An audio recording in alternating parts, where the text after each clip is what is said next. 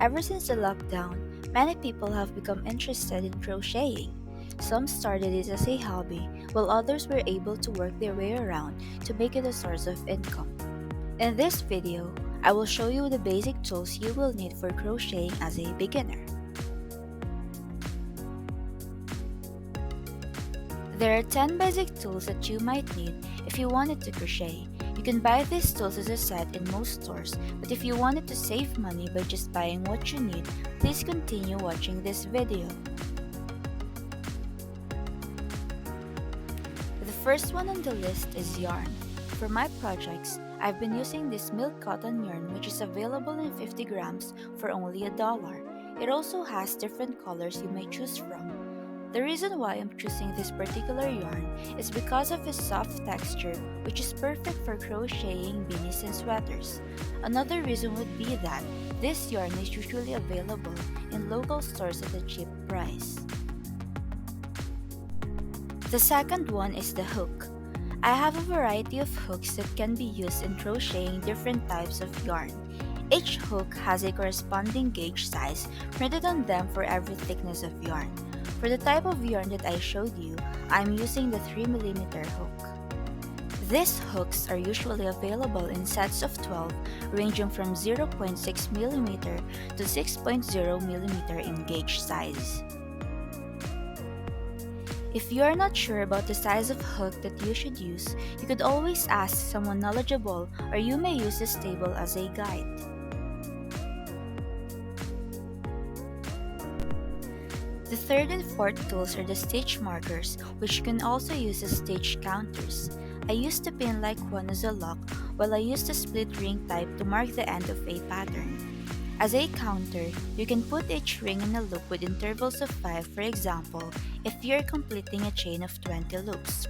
However you want to use these markers, they come in very handy when crocheting large and complicated patterns. The fifth tool is the row counter. This will be very helpful when crocheting large items which you cannot finish in one sitting.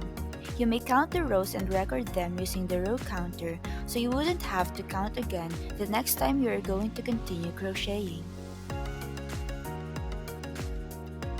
The sixth tool is the needle point protector.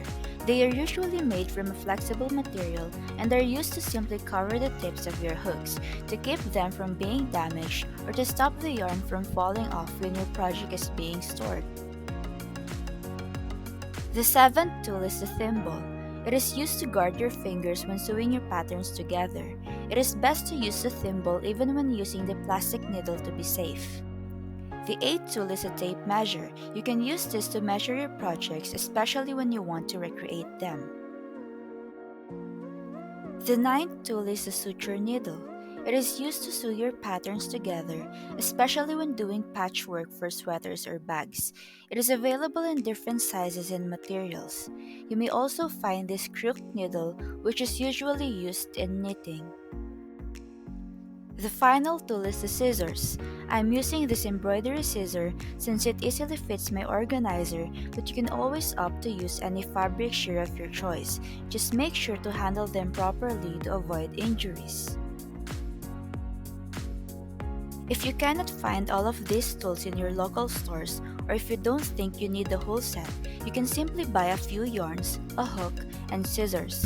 Just make sure to buy the right size of hook for your yarn and ensure that the type of yarn you bought is appropriate material for the project that you want to make.